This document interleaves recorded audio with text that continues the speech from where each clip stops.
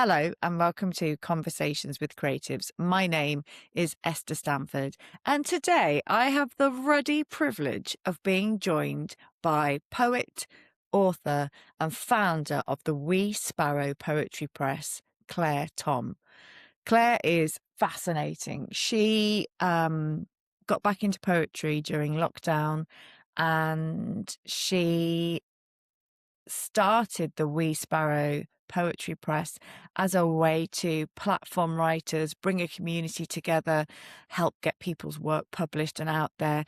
And with a lot of integrity, she doesn't take money for submissions. It's all about bringing a community together and getting this work out into the world. She's a fascinating woman. We talk all things creativity, the vulnerability of visibility, of feedback, of creating just for oneself, the impact that work can have on other people's work can have on our own creativity. We discuss the podcast that she does, the Wee Sparrow podcast. It's a really lovely conversation. Anyway, let's get into it. Whereabouts in Scotland are you from? Well, I grew up in Edinburgh, but my parents are Glaswegian, but then my dad's family is largely Aberdonian. Yeah. So yeah, but it's all Scottish. And now you live in Spain. I live in Spain, yeah. I've been here for 20 years. So what was the pull to Spain?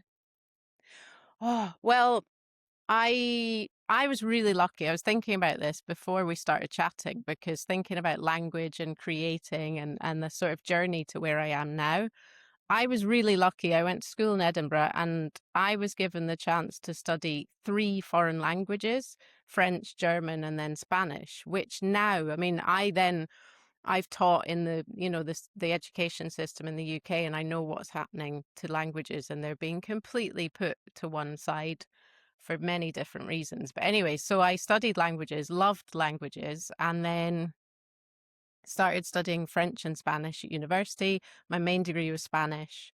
And I did, and this is another thing I was thinking about. So back in 2001, I did my 3rd year abroad in Seville, which now again, in these crazy post-Brexit days is something that so many young people don't have the opportunity to do. And it is so sad. It's really sad. I mean, I was not a Brexit supporter and I was quite vocal about it, which I don't tend to be that vocal about politics online anymore because I don't actually know if it serves a purpose really, but I really didn't want it to happen. The day after I cried about it and I spoke to a friend. And it was really tricky because actually she had voted to leave, and that was really jarring because suddenly you go, oh, you're a different person to who I thought you were.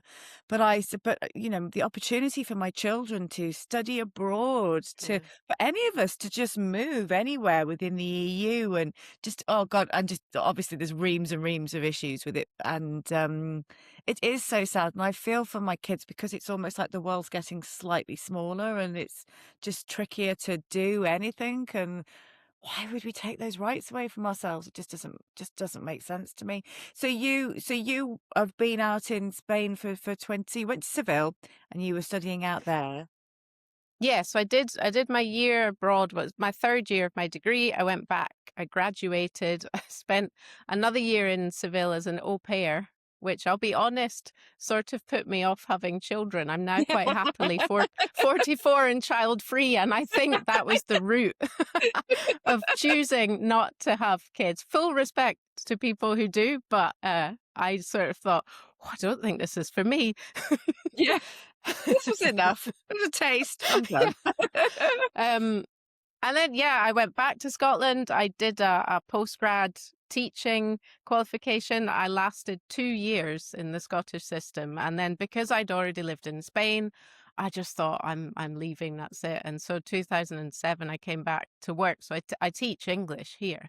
And I've been here ever since. And actually, like I was thinking where I live now. So I'm right down in the south in a city called Cadiz. It's on the Western Atlantic coast. And I think I've actually lived here longer than I've lived anywhere else now, which Wow. is weird because I always obviously say, oh, I'm Scottish, and I grew up in Scotland. And then it's sort of getting to that point now where I think, well, I mean, obviously I'm not Spanish, I never will be, but I think the whole thing about nationality is there's so much division now because of where are you from? And it's a loaded question depending, I think, on the color of your skin. Mm. It's never been a loaded question to me because as a white European, it's just, yeah, sure, come over, whatever, and you think, well, just the hypocrisy about that, and the whole, the sort of anti-migration rhetoric that politicians are peddling. Like you, I think there are leaders who are purposefully dividing us. And like you, I don't sort of rant and rave about politics. I am very passionate about equal rights and human rights and equality. And that's something which we foster at the Wee Sparrow Poetry Press. We're very inclusive. We've got this phenomenal international community that is so important to me. It's like, send me your poems. And I often ask for people to say where they are in the world, simply because I'm curious about where people are writing from, just from a sort of very curious point of view. Wow, that person's in South Africa. Great, And it's amazing how they found us and then have joined our community. But I think, and here in the south of Spain, there are many, many migrants coming over, risking their lives, sub-Saharan migrants who get to North Africa and they come across in boats and they arrive here. And then I sort of compare that with my own journey. And I just come back to privilege because I've been so lucky in everything that I've done to now, to be able to sort of sit in my comfortable house and write and do it. Because at the press, we're all volunteers. We're not a money making press. We donate to charities. So to have that is a privilege, I think. And I think to recognize it and to say, I am able to do all these things, but purely because of the passport that I hold and Yeah. where I grew up, Yeah. It's horrendous, isn't it, really? I always go back to, if a parent is prepared to put their child in a boat to get them overseas that they might die in, and it's quite, it's not even, it's very highly likely that something awful will happen, that it has to be so much, consider where they're coming from. I just don't understand it, and it's so clear to me, the divisive language that is used, and I don't understand why other people can't see it.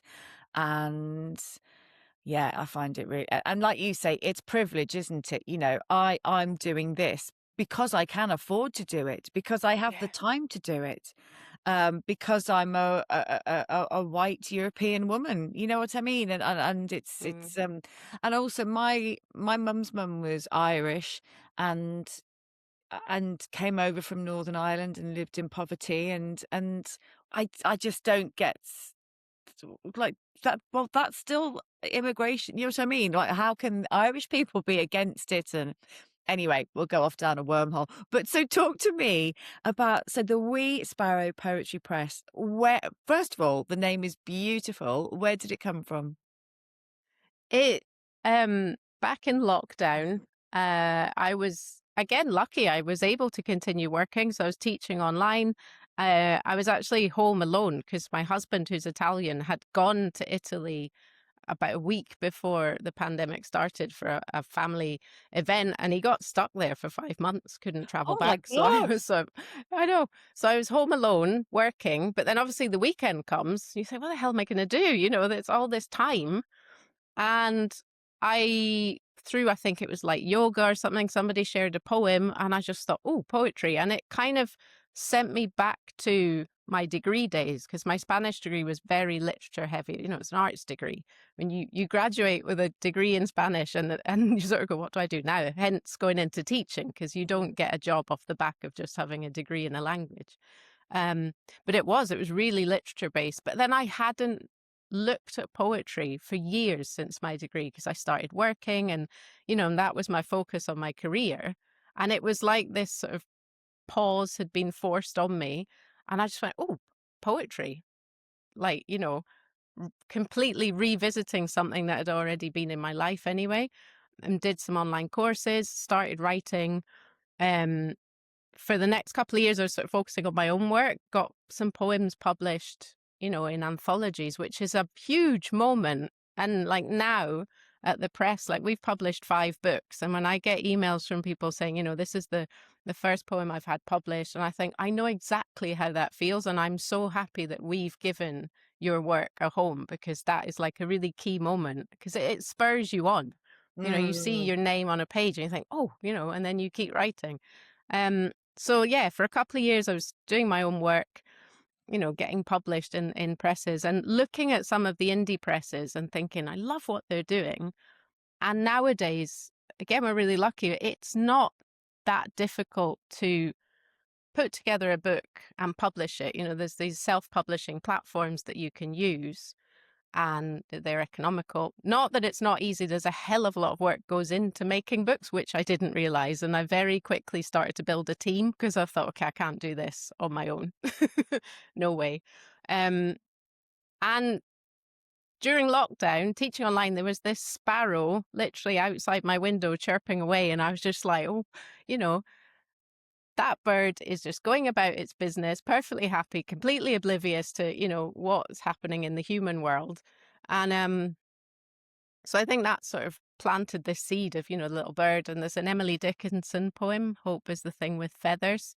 And so that all kind of tied in. And the name just sort of popped into my head literally one day, the Wee Sparrow Poetry Press. And I thought, okay, right, how do you set up a website? And, I bought the domain, did the website. And I have to say, everything that I've done has been trial and error. As I've not officially trained as an editor, or, I've sort of boldly called myself editor in chief because I had to call myself something. But it is all sort of, well, let's try this, see if it works. And as I said, I got people on board quickly, co-editors, and at the team now, there's like 18 of us.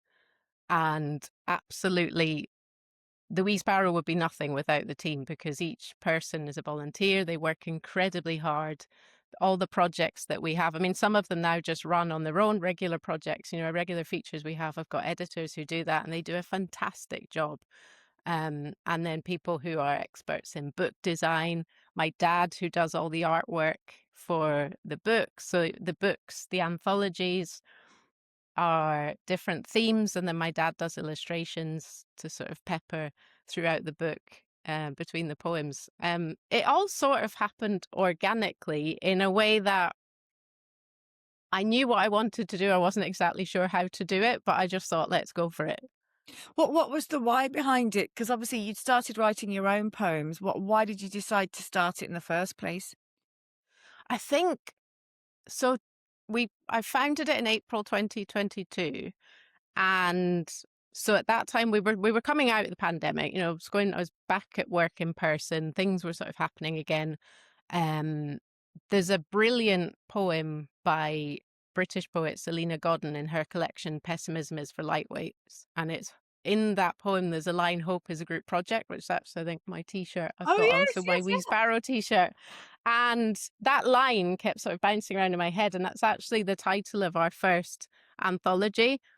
And I was just this word hope, and it was obviously the full scale Russian invasion of Ukraine had happened. There was these war times, and this kind of, we're seeing, incredible destruction and division. And I just thought, this word hope, there's this idea of people coming together, community, and the charity element. I mean, growing up, my mum and dad were involved with the charity Guide Dogs many years. They were puppy raisers. They had a puppy raiser basically with guide dogs. They get a puppy for a year. So they do basic training, and then that dog goes on to the guide dog school and becomes a fully trained guide dog. And they had 10 puppies, and each one went on to be a working guide. So I sort of had this idea of charity, and watching them do this, giving up their time for an organization. And I thought, if you sell a book, excuse me, if you sell a book with, say, because when I started the first anthology, I thought, I bet I'll get like 20 poems. Well, whatever, it'll be a pamphlet. I got over 100 poems. I thought, Wow. okay, well, people are clearly looking for something to come together and do some good together. So I thought, if we can, say, get 100 poets together in a book, and each poet buys a copy and then tells their friends and family, and then they all buy a copy, And then the royalties that I make from that, if I give that to charity, I mean, we're not talking thousands, but I'd say on average, each book has raised about 800, 900 euros. Brilliant. We're never going to be massive, A, because I don't have the time to be Mm. massive. I've got a full-time job, but I thought that's not nothing, you know? No. And also it's not nothing, but also it's the community aspect of as well, isn't it? Like you say, it's a really weird time. There's a lot of division. Everything's going AI. We're becoming more detached from Yeah. each other. And I think there's a craving for connection and a craving for creativity. And it's amazing that you've set this platform up, because also you're giving these poets a voice and you're connecting them to each other, and you're raising money for charity as well. What is the charity, or does it depend? So the first one we donated to Project Hope. Our second book, I think I might get them our second one, just going to pop them up because I grabbed them off the shelf. So this is a little one, To Live Here. It's haiku poetry on the theme of home. This Um, one, the royalties go to a charity in the UK that supports homeless and vulnerable people. Then the third one is Ourselves in Rivers and Oceans, and that one supports water.org. So it's on the theme of water. Then we've got Facing Goodbye on the theme of goodbye. That one goes to rescue.org, which supports migrants and refugees. And the one our latest one, Lines of Communication, which is sort of on the theme of finding beauty in sort of unusual places. So, looking at kind of insects that are often overlooked. So I sort of thought, oh, and sort of finding the beautiful moments kind of in our everyday. And this supports two charities. There's the charity in Wales, which is planting trees in urban environments, and also a charity that rescues pigeons. And oh, look at so Steve. those are the five books. Like, I mean, they sit on my shelf. I mean, obviously, the thing is, it's very difficult to sell books, and Yes, on the plus side, it's very easy to make a book and put it on sale, but then there's a lot of people doing it too. yes, yes, yes. So Now it's we can very self-publish. difficult. Yes, yeah. It's I just think it's an incredible thing. I mean, thank God your husband went away for 5 months. I mean, so you had the time to go. Ooh, almost going back and reconnecting. Did you do a lot of poetry when you were a child?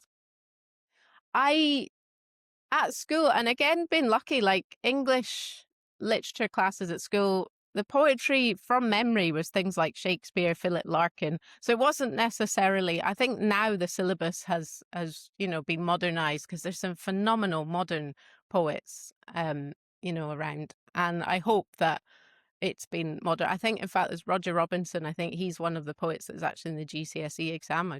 He's brilliant. So yeah, I think the teaching of poetry, I think, has improved. But again, it's a little bit like modern languages. These things get put to one side. Anything that's creative I know. is getting put to one side, which is Yeah. why, like, and I found your platform and I thought, oh, I really want to talk, because I just think life can be very monochrome. There's a lot of admin in life. There's very boring things that we have to do, as an adult. But creating is like the color. Yeah. It's the absolute color of life, and it can be, yeah, writing or singing or dancing or acting or painting or sculpting, what even cookery, anything where you're Yes. sort of using your hands and you get into this flow of just making something that only you have made. Nobody else is going to make what you've made in the way that you've made it. Yeah, totally. And I think the thing is as well, it doesn't have to be for consumption. It can just be No. for you. And I've had moments where I've created things. I've talked before about I did the painting behind me and had this weird out of body experience, because I'm not a painter, but I kind of just, once I got out of my own head about it and thought no one's ever going to see it. Of course, now I've stuck it in the back of every I episode. love it. Thank you. I just had this kind of I don't know, emotions were pouring out of me, and something else. I had that once before. Well, I've had it a few times, but with poetry, and I've never really been a poet writer, although I would write songs when I was a child. Um, But I remember once not feeling very well one day. We'd taken my daughter to a party and I felt really like giddy and discombobulated. And I came home. I don't know what the hell was happening to me. I spent 3 hours. It was like I was possessed and I was just writing one poem after the other. My husband was going, "What's going on?" I was going, "I don't know." And it was sort of like tumbling out of me. And I think creativity is so important, undervalued on the one hand. But then on the other hand, what is the UK known for? It's known for its poets and its music and its theatre and its playwrights and its our actors and our painters. We're known for that, but yet we don't invest in it. We think that people should work for free. We think that it should, but yet it's lauded. It got us through lockdown, and I think sort of doing the painting and then my own fears around being visible with my own work and just I just kept thinking, well, what do I define myself as? Because I'm primarily an actor and a writer, and then March House after I saw Little Women and I just saw these four sisters living in a house. It just a bit like you with the Wee Sparrow. It just landed in my head and felt like a flash of light. I thought, but that's it. And maybe it's not just a production company. Maybe it's a platform for creativity and talking about creativity, because who knows what you're capable of. And it doesn't mean you have to go on and be like a superstar or whatever. It's about just self-expression and then connecting other Yeah. people to each other, like you have done with the Wee Sparrow. There's people all over the world writing to you, and they may not have any desire to be a huge poet, but their work has been published, and it's so vulnerable to create your own work and put it out there. And it's brilliant that you have created a space where people can be held and their work be shared, because other people will read their poems and feel or feel seen, or it activates something else within them. And I think it's so important, and I think it's brilliant what you do. um and so how the hell did you assemble a team? That Because I it's like, think, guys, I'm doing this thing, but you're going to have to work for free. yeah, But I the pull, know. I guess, is the passion, I guess. Mm, yeah. I mean, it's just happened again very naturally. In the first anthology, there was a poet, Mark, who we'd met because we both enjoy one of the forms we like writing is haiku, Japanese form. And we'd met through another platform and sort of liked each other's poems and kind of got chat. It's funny, actually, he lives in Valencia in Spain as well, but we've yet to meet in person. So we sort of live on either side of the country and we've never met. Um, so when I was putting together the first anthology, I sort of said, do you want to be involved, as an editor? And then um, obviously my dad does the artwork. And then I just sort of started meeting people. I think social media, it's, the great debate of our times, the advantages and disadvantages. I think, yes, if you use it incorrectly, it can be a very dangerous place. But Mm. also, I think, I'm in my mid 40s, so I grew up without all these platforms. I'm an adult. I know how to curate my platform and I know what it is I'm looking for, and I can just sort of push all the rubbish aside, can very quickly spot things that are absolute nonsense and go, no, thank you. Um, Mm. and so through social media, because, when I started the press, thought, right, I've got a website, need to get on Instagram.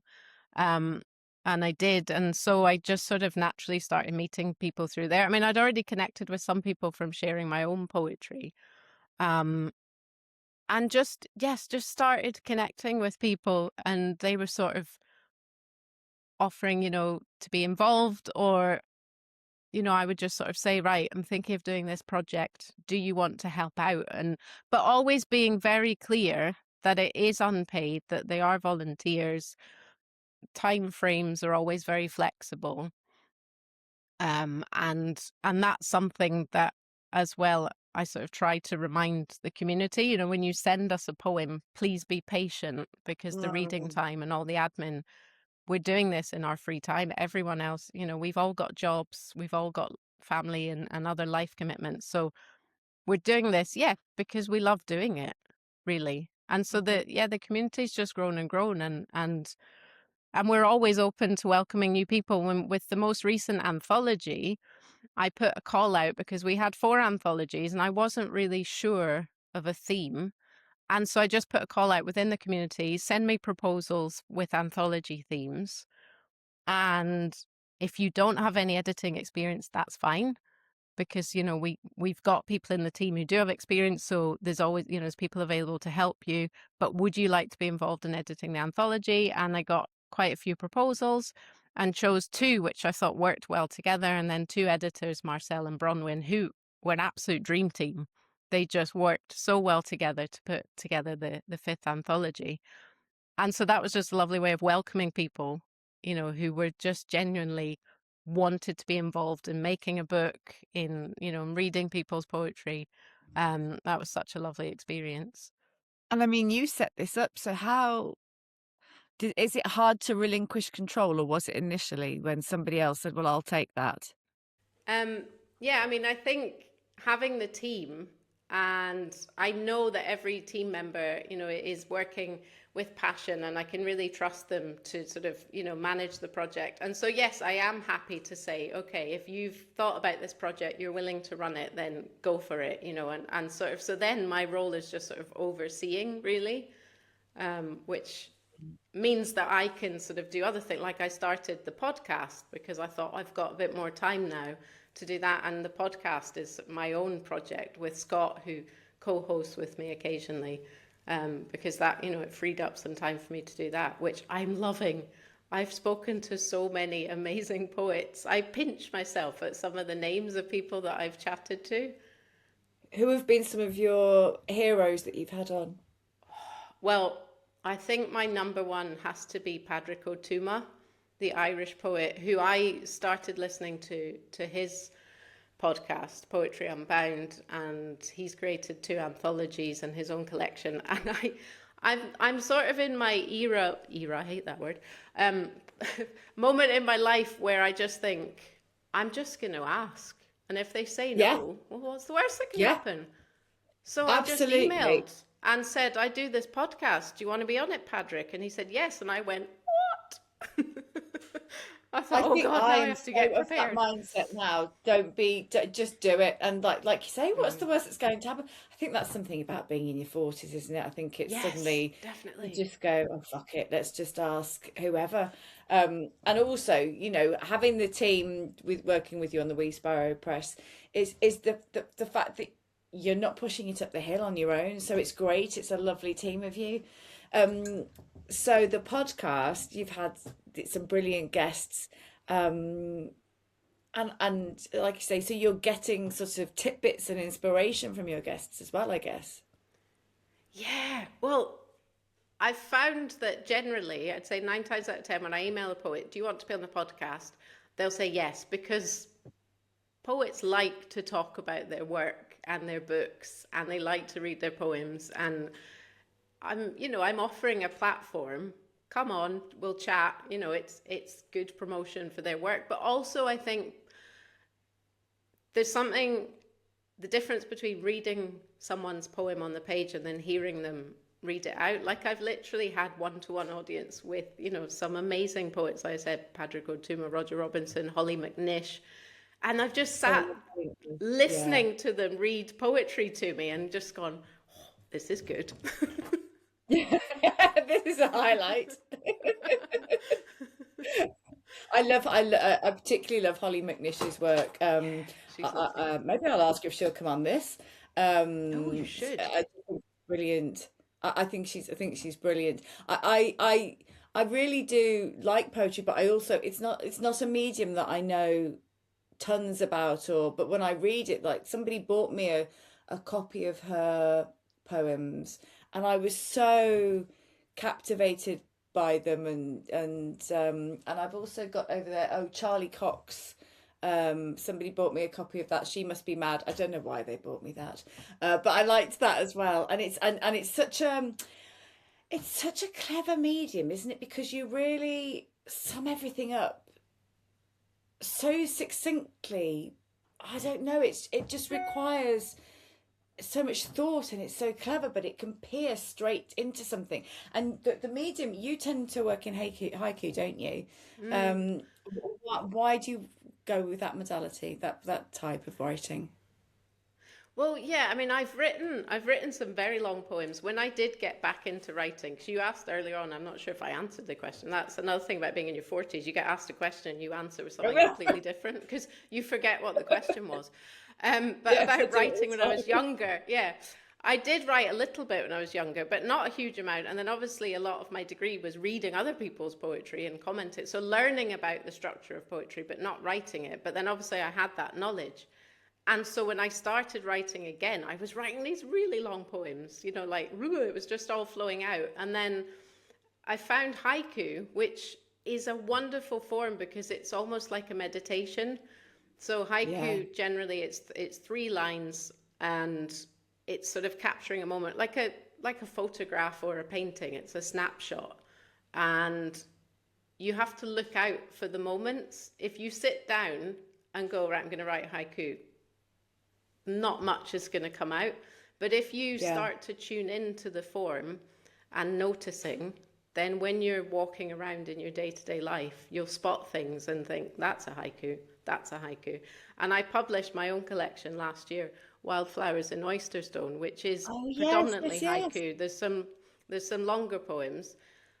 Because I'd been writing all these haiku and sort of getting them published in journals and different places. And then last year I looked and I just thought, God, I've got so many. This could actually be a collection now. And I sent it to an editor and he was like, yes, I want to publish it. And within about a month, he'd sent through the publishing agreement and we got it out into the world. And I hadn't realized I'd been writing the collection until I looked at the body of work and thought, I've been doing, it was over about 2 or 3 years. I had been putting together this collection.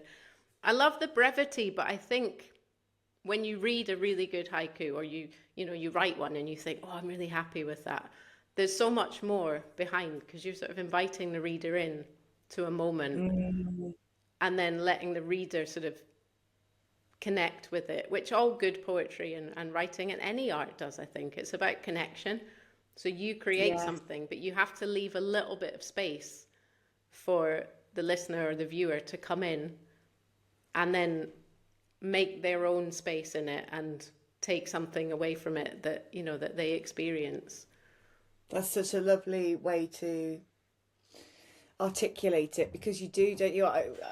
And it is you put your own slant on it. You take what you need from it. You feel what you feel about it. Did so that with your book? Did you find that there was a theme that went through it? Yeah. Yeah, I mean, I was basically writing about life here in the south of Spain, and the province of Cadiz is fantastic because it's known for long stretches of beaches. It's a really long coastline. It's called the Coast of Light, which it really is. The light here is beautiful. But then when you go inland, there are these white villages, there's mountains, there's this gorgeous rural life. And I love that contrast.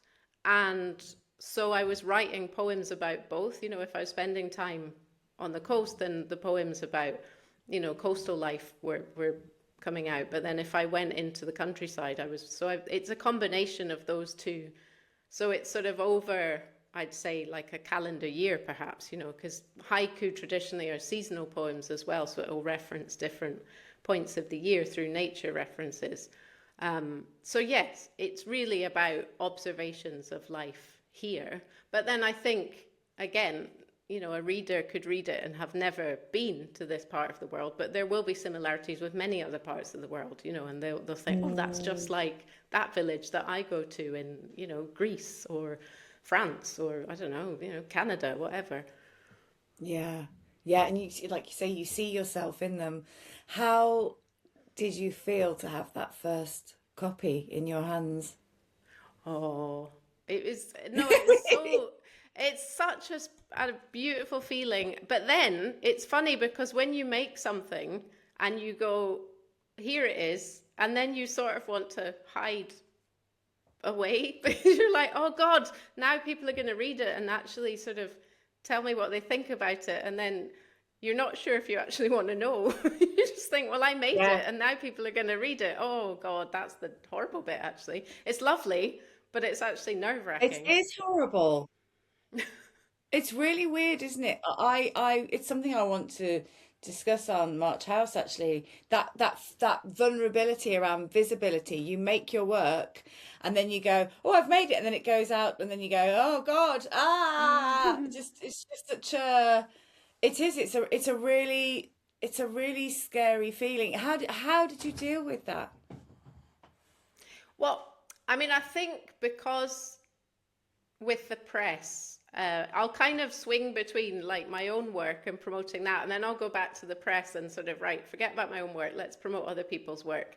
Um, but also like connecting then with other haiku writers. There's a really great network online, you know, of haiku writers. I'm also a member of the British Haiku Society, so sort of sharing it. I think then sharing it with people who I thought, well, they're more likely to enjoy it because they appreciate the form. Because sometimes it can be seen as this sort of, you know, it's a very popular form, but there's a lot more to it, I think, than people realize. Because when I started writing haiku, like Mark and I laugh. I was like, they were horrendous. They were terrible, terrible. I was palming them off as haiku, but they weren't. But then I kept learning, I kept reading. That's something which I think is key. If you're writing or creating anything, don't stop learning. Don't think, oh, I've Mm, mastered this now. I think keep mm, learning and also be open to criticism. Like I do share a lot of poetry with Mark, and he will be very honest and come back to me and just say, that's terrible. Or have you thought about doing it this way? Or what about that word? I think there's a better word. So I would say find your creative friends, but who are critical as well, not just the ones who'll always go, oh, that's wonderful. Because that's wonderful. You yeah. think, well, that's nice. But it doesn't help. It doesn't help No, you it to doesn't. improve or learn. So yeah, I think, and also, I mean, that's sort of perhaps me as a teacher talking there. I put the book out there, but I was sort of prepared for poetry books don't sell thousands and thousands of copies. Yes, I mean, the great, great poets who have really, you know, big global publishers, yes, they will have higher book sales, but poetry is always going to be a bit kind of niche and it's not, you don't see bookshops filled with poetry books. The poetry section is always sort of quite small and you have to seek it Mm, out and sort of know what you're looking for. So yeah, mm. I didn't have these massively high expectations. It's just a very nice feeling to have accomplished something and to put a collection together and think, okay, that's actually something that wasn't just me scribbling in a notebook for months and months. And people will have taken enjoyment from it.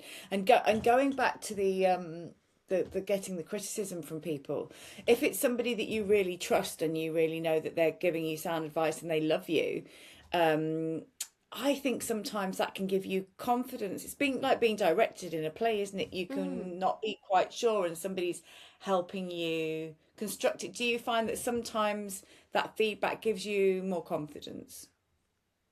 Yeah, it does. And also, I think, going back to being in your 40s, you stop people pleasing, you stop Mm, sort of performing, and you just think, what is it that's actually going to make me happy? What am I trying to achieve here?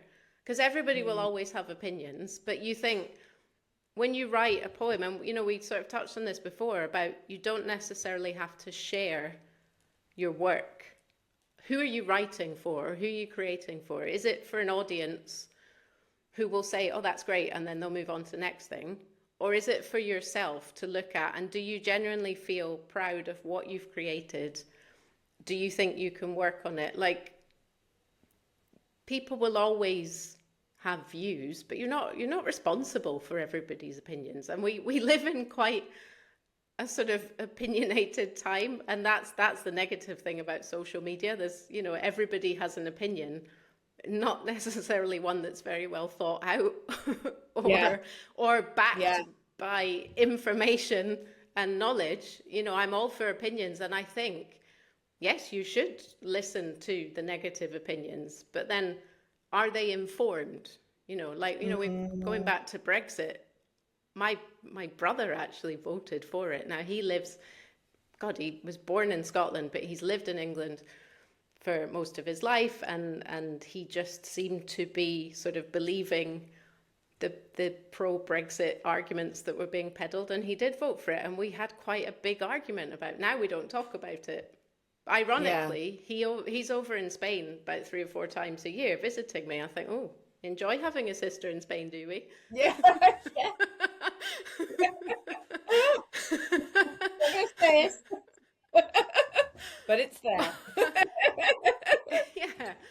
But I think we do have to accept that we all have different ideas. And it's the same with art and creating. I mean, I've been in galleries where you look at a painting and you think, God, that's beautiful. And then maybe someone will walk past it and won't even notice it. Or you'll see lots of people crowded around a piece and you look at it and think, that doesn't really say anything to me, actually. That's fine.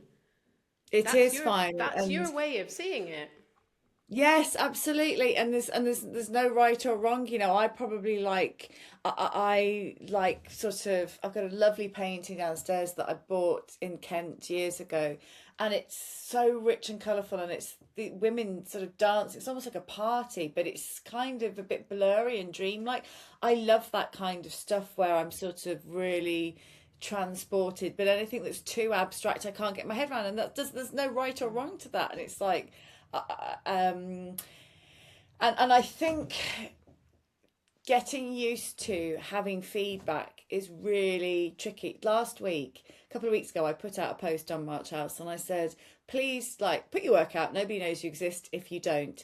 And then I used to do these characters online, and I put one out, and in the last 2 weeks I've gained 1,000 followers over 2 accounts. It's had 170,000 views. It's had about 700 or 800 comments. I'm getting messages daily. It's slowing down now. And at first I was so excited, and I was just responding and checking my phone every 5 minutes. And then we got to the weekend, and I had some people that convinced that she was a real person and saying, stop whinging.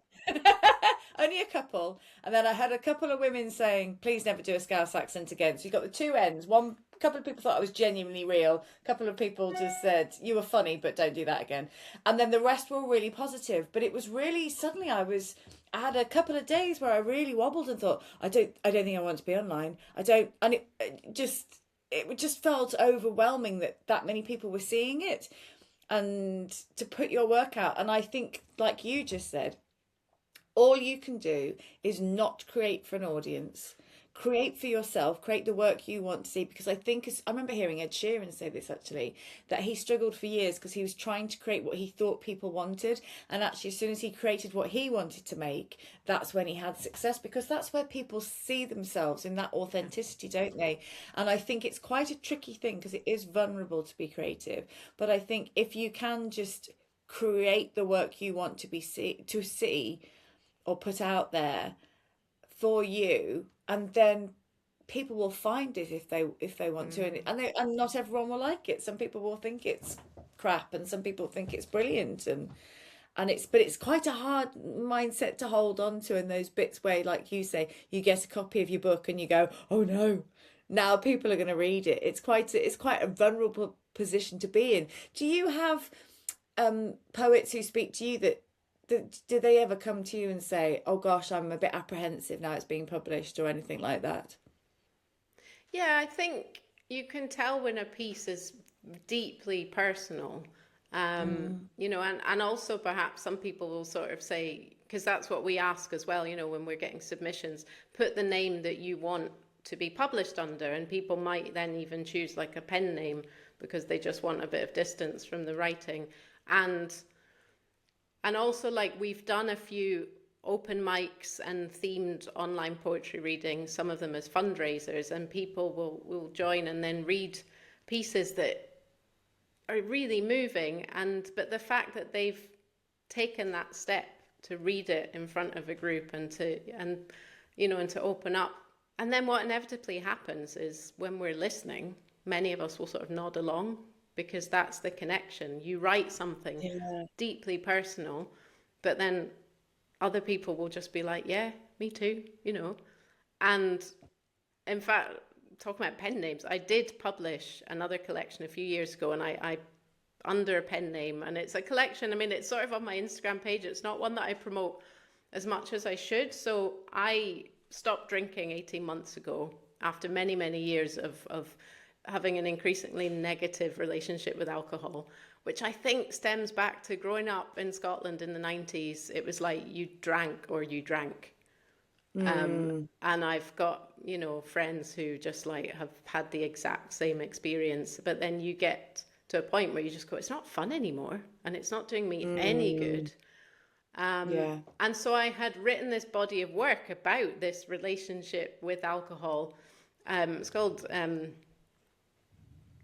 Angel Share and Devil's Cut, and it was published by a press in the States and under a pen name A.A. Porter, because I needed distance from the words.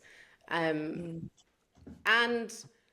when I sort of published it, and then I've shared some poems and I've spoken about sobriety, and people always just go, oh God, yeah, me too. And in fact, through the press, so Mark and Scott, who I co-host the podcast with, they're both sober. They've both had their own struggles. And about 18 months ago, those two men, through phone calls, literally helped me to pick myself up off the floor and get sober. That's poetry. That is beautiful. The fact that we connected initially through poetry, not knowing then a few years down the line, they would be the exact people that I would need in this moment in my life, where it was like, you keep drinking and you're going to ruin a lot of good things in your life, or you stop and find freedom that you didn't even think you deserved. There's a fantastic writer, Ebony Gilbert, who I chatted with on the podcast. I think she was like my second guest. She's written a fantastic collection, This Skin I'm In, and she's been very open about sobriety and experiences that she's had. So perhaps having read her collection and feeling, okay, that is massively vulnerable and terrifying to do it, but by using poetry and then creating and sharing something, you will most likely help someone else. Yes, absolutely. Because I think, and I think that's what art and creativity does, because we don't all share. It's sharing of the inner world, and then you go, oh, I am normal. This happens to lots of people. And once you see that, I mean, that sketch I mentioned earlier was a joke sketch I filmed 7 years ago, and it's about a woman saying, oh, I've put a pair of granny pants on and she's really distressed and she bought them by accident, and she goes, and it was like stepping into heaven, and now I don't like Radio 1, and it's about the aging process. It's just a joke about aging, essentially. But the number of women that have messaged me and have said, that's me. Oh, welcome to the club. That's me. Oh, she's one of us. She's one of us. All that kind of stuff. And it's so serendipitous that you met those guys and that they could help you as well, and that you have that. And I'm so glad that they did, and I'm so glad that you are sober now and seem to be. Well, I've literally met you for an hour, but you seem to be thriving, and that's brilliant. And look at what you've done. You're creating this amazing community and platforming poets, and didn't know where to start, and then just went, well, let's just start. And that's incredible. I think it's brilliant, but I think it is, yeah, that sharing of your inner world just makes other people go, oh, I'm not weird, I'm not on my own. Other people go through this, other people have survived this. And that's the power of art and creativity, isn't it? When you write, I know you say you don't go and sit in a room. Do you record it into your phone as a voice memo? How do you do it? They just land fully formed, or? Yeah, I'm very into paper and pen. I've got lots of notebooks and pens, and I will scribble things down. Lines will pop into my head, and I'll scribble it down, and then that will lead on to a poem. But also, what I think it's worth mentioning is that you have to take the pressure off yourself when you're creating. Like, you might get a line and it'll sit in the notebook for a week, and you think, oh, why is nothing happening with that? And then you think, well, just leave it there because you'll come back to it, or it might merge into something else. But then other times, yeah, you will just sit down and go, and a whole thing will come out. But you have to give yourself permission to just go, okay, it's going to happen today or not. That's fine. And that, again, I think this world of sort of constantly sharing and then waiting to see what people think. Forget about that. Yeah. That's like the least Yes. important part of creating. Like Totally. you've you've seen something, or you've heard something, or you've heard a conversation, and or this line's in your head. Write about it, leave it on the page, and then yes, it might come to be something else. Like I said, I was writing my book for like 2 or 3 years. Didn't know I was writing a book until I suddenly looked at the body of work and thought, oh, that's a book. But I didn't have that intention. Um, and also what I really like is sort of bouncing off other people's work as well. So going back to the podcast, you were asking about learning from these poets. Like, I mean, I'll read the collections before I interview the poet, and then some of the lines, like I'll just underline a line, and then that could lead to my own idea or my own poem, or I'll look at it and think, God, I never thought about that thing in that way. And so that pushes me to really try and like bend the words and try and write, in a different way, and sort of maybe move a bit outside, because you can also get quite stuck, I think, with creativity. If you write something and everyone goes, oh, that's amazing, you think, oh, right, okay, I've got to write 10 more like that. And then you think, no, no, no, no, hang on. The It's difficult like, second album kind of yeah, situation, is it? That's what yeah. people like, so I must replicate that. Mm, And like Bowie was really good, wasn't he? Or I don't know, Bowie. Was really good mm. because he just go, that one's gone now. Now I'm going to be, and how I want to express now. And and I mean, that's, to be honest, that's one of the reasons why I wanted to do these conversations with creatives as well, because one was because a lot of people were saying to me, because I work with a lot of actors, well, how do you make your life work and how do you do this? Not me personally, but how do I make my life work and how do we do this and do that? And I'm inspired by you already. I'm thinking of different things. Well, maybe I might go and write a poem. You know what I mean? And suddenly your world's expanded, and you, like you say, you can think of something in a completely different way, and it's such a joy to be able to do that. Who do you feel that you've interviewed, is there an example of someone that you spoke to and you were like, right, I'm going to do that? Oh God, there's so many. Uh, Let me think. There's somebody who I greatly admire. In fact, there's two poets, and they're actually friends. There's Joelle Taylor and Anthony Anaxaguru, who I've spoken to, and their writing, it's the sort of writing that your brain goes boom. Like you Yeah, read and you think, oh, but initially, like reading their poetry, I thought, oh, I could never write anything like that. But I thought, well, of course not, because they wrote that. That's their yes, way of seeing the world and writing. And I have such admiration for that. But they're also poets who, like Anthony does a lot of, workshops and teaching. And he, when I chatted to him, I mean, he's largely self-taught. He read and read and read and just worked so hard on the craft and continues to work on it, and is always sort of looking at new ideas. And so they're so inspirational. But then, like other poets, like we talked about, Holly McNish, like her work has really evolved, over the years, looking at sort of earlier work to where she is now. And I think it's interesting as well, as a woman. I love the way that she will write things. And yes, undoubtedly, if we go back to this idea of criticism, she will get criticized for using specific words, or, talking about something a certain way. But isn't that what art should do? It should start a yeah, conversation. It should even yeah. make you feel slightly uncomfortable. Why does it make you feel uncomfortable? Like her Mm, most recent collection, Virgin, some of the poems really make you go, oh God. But then you think, wow, it's 2026 and there's still these mindsets and these views about women and women's bodies and women's rights and sexuality. And why? Why are we still here? What yes, do we yes, still need to do to change? And again, if we go back to privilege, Holly and I, white women, we have platforms where we can talk about these things. How many women are being silenced and don't have the right, to talk about natural experiences of being a woman, you know? and that's the power of art as well, isn't it? Yeah. Particularly in these weird times that we're living through. I mean, I remember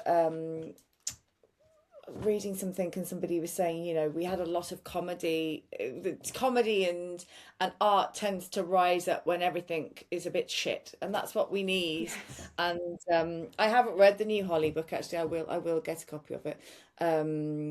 But it's connection, it's knowing that you're not on your own, that other people experience things. It's ways of making people stop and think. I mean, like when we were talking about Brexit at the beginning, and people not understanding why somebody might be a migrant and viewing them as dangerous and viewing them in a certain way. I mean, that's the beauty of art. We can change people's perspectives. We can show something and make somebody think. I love nuance in art. I love, you know, the nothing is particularly black or white. It's such a powerful medium. Do you find that the writing that you do allows you to understand yourself better and articulate things in a way maybe you wouldn't be able to do? Yes, definitely. And I felt when I came back to poetry in 2020 after a sort of very long hiatus, you know, there was a period of just writing and writing and writing about things that had been inside, but I just hadn't dealt with or looked at or thought about. You know, and it was just a way of processing and putting it on the page and going, okay, well, it's not as scary as I thought it was. Or it's once you've got it out there, it's like when you have a really great conversation, you know, with a friend and you talk about something that's been making you feel stressed. As soon as you say it, you feel like Yes. some weight's been lifted. And so poetry does that. If you can get it out on a page and you don't have to share it with anyone, write about, you know, things that have, you know, are very triggering or, you know, create anxiety. Write them, put them in the notebook. Let the notebook keep the anxiety. Take it off your shoulders. You don't have to carry everything around with you. And I do think as women, we carry a hell of a lot more than men. I'm not for a second, you know, sort of underplaying men's anxiety, because I also think on the flip side, there are many things that men perhaps still feel they can't talk about, and that should Yes. change. There's a Yeah. Holly McNish poem, you know, Buy the Boy Flowers. And I think, yes, the vulnerability, allow men to be vulnerable. Because I think Totally. when men aren't allowed to be vulnerable, where do they go? Often to violence and Yes. aggression, because they Yes. don't have an avenue to be vulnerable and to say, actually, I'm very scared and hurt. And a reflex Yes. can be to be aggressive, you know? Yes, and I have a daughter who's 19 and a son who's 17, and I actually if I buy my daughter flowers, I will buy them for my son as well. Like if I buy daffodils, I'll buy them for both of them, and I've done that since they were quite little because um why not? You know, Yeah, exactly. he is a lovely, sensitive human being, and we go for walks and we talk about things, and I think it's so important. And I think I totally agree with you on both fronts. I think women tend to carry more. They're sort of responsible for everybody's emotions, and they're checking in on everybody, and it's just a lot to carry on their shoulders. But then men don't have anywhere to go, and I feel particularly at the moment there's so much narrative around white men, and that bothers me as a generic term, because I'm married to a white man and he is fucking fantastic, and I'm raising a white man who is Yeah. also fucking fantastic. And but my son will say to me, but women don't like white people, don't like white men, and I'm a white man. And I'm like, we have to be so careful with the language that we use. And I'm saying, well, yes, people generalize, but it's not, they're not generalizing about you, darling. They're generalizing about a group of men that are probably older, that have a lot of power, and that's where the generalization comes from. But any form of generalization is not helpful. I Mm. don't think, largely. And I think it is, yeah, it's really important that you can get those emotions out and get them written down.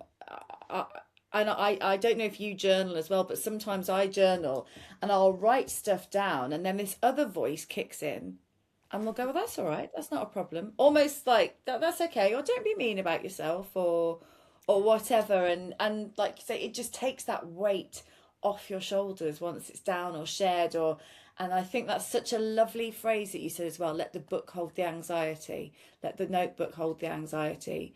I think that's because it just can swirl and swirl and swirl in your head and feel insurmountable and totally alone. And then we come back to the poems because you read the poem and you go, okay, I'm not on my own. Other people feel this, or you get a fresh perspective from reading someone's poem.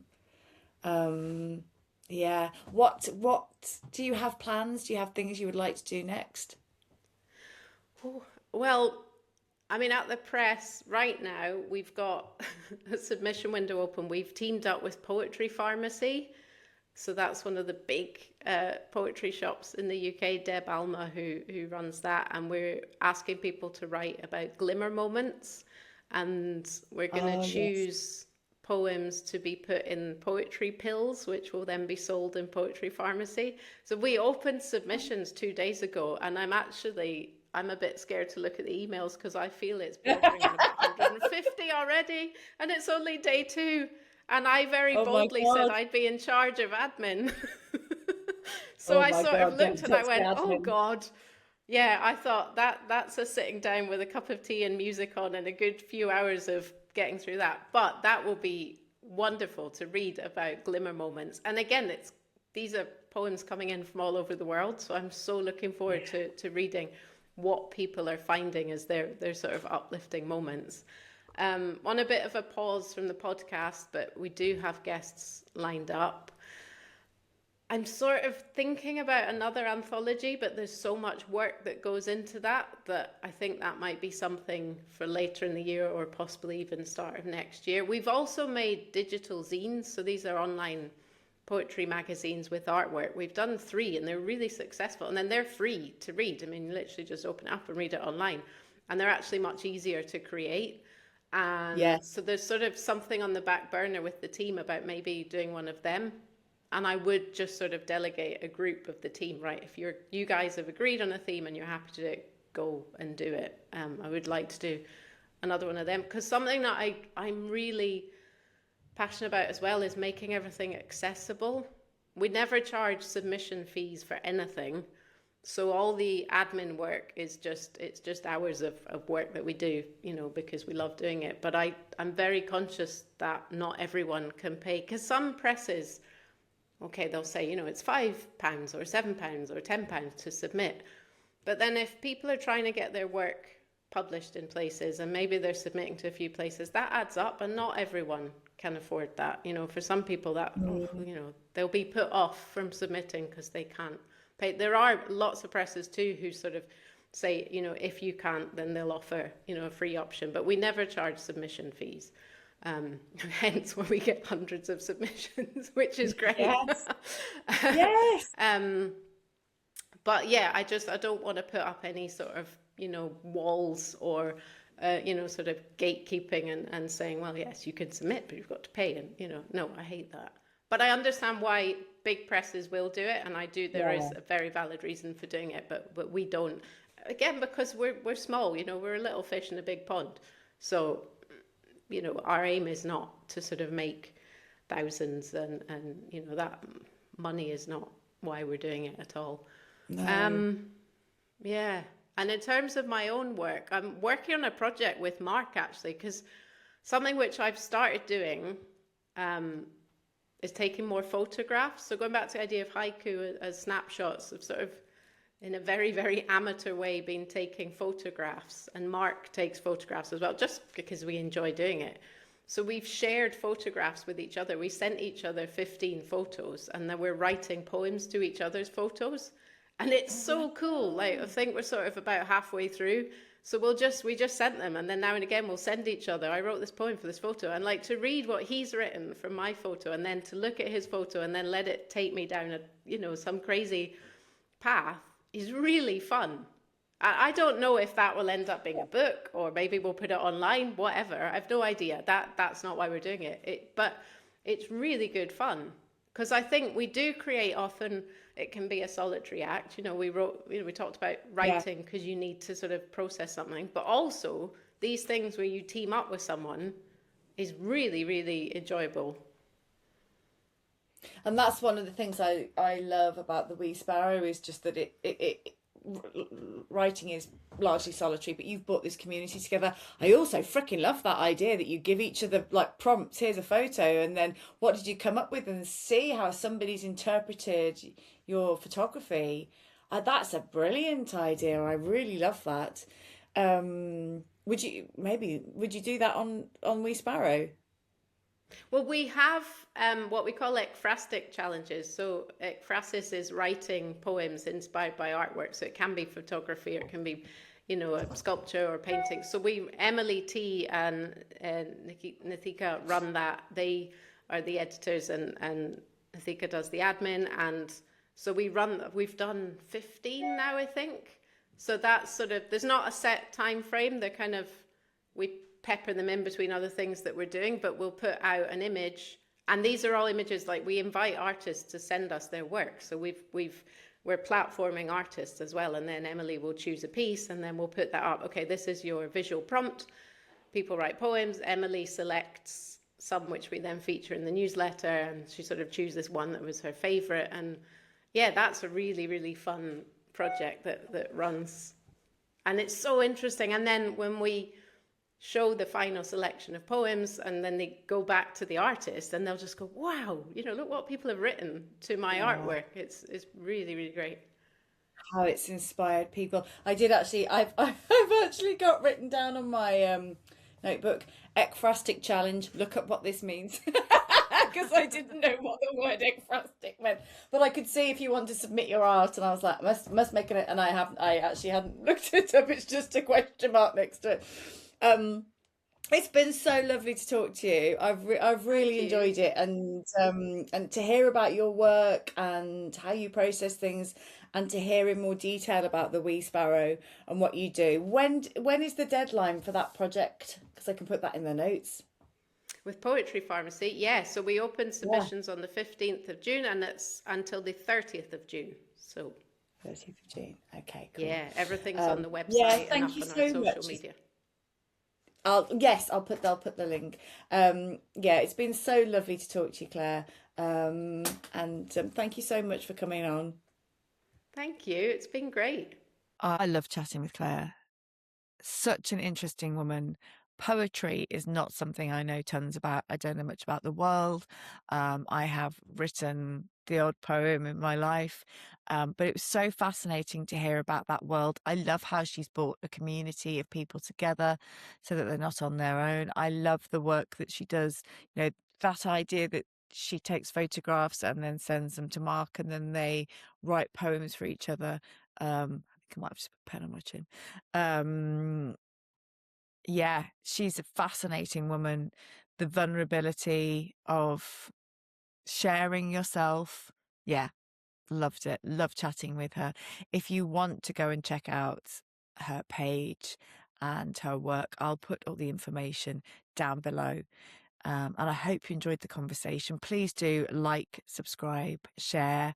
It does make a difference. And it just feels quite nice actually as well. I will actually be back in 2 weeks. I won't be here next week. And I will look forward to seeing you then. Have a wonderful couple of weeks. And yeah, see you then. I shall bugger off.